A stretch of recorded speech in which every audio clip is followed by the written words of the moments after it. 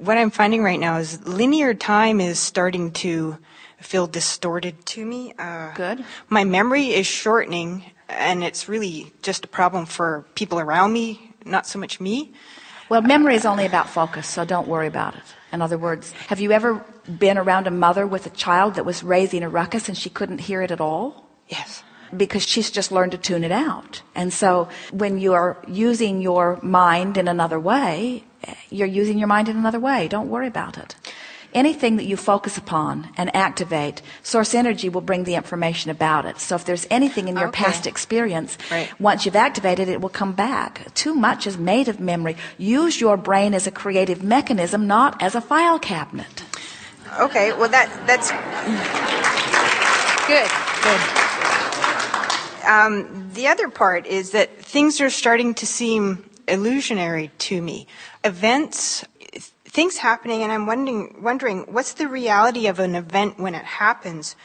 The reality is in the eye of the perceiver. And so if you've ever read eyewitness reports of some incident that many people have looked at, it turns out that what they see is far more about who they are and how they feel before they saw it than it is about what they saw.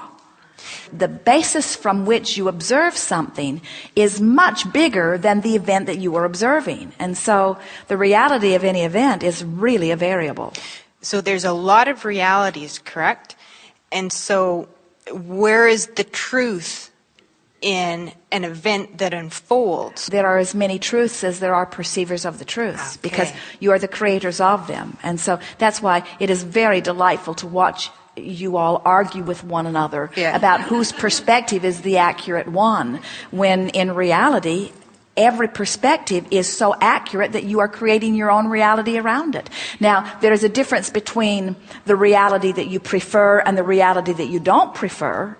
We would pay attention to that. We would be creators of realities that we prefer, but we would never look at some static event and say that's the way it is and it's awful and I don't like it, but it's truth. Instead, we would say someone created a truth that I do not choose to create. I'm looking over here and creating a different truth. And it is amazing how many worlds exist in one world.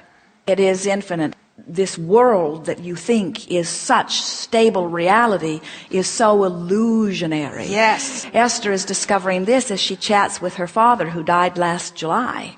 And he will tell her his perspective of where he is, and she's beginning to understand that the world that he sees is not so different from the world that she sees. Wow. In other words, his non-physical world feels as real to her as her physical world. Let us take a segment of refreshment. Good time for a segment of lunch. Thanks. We are.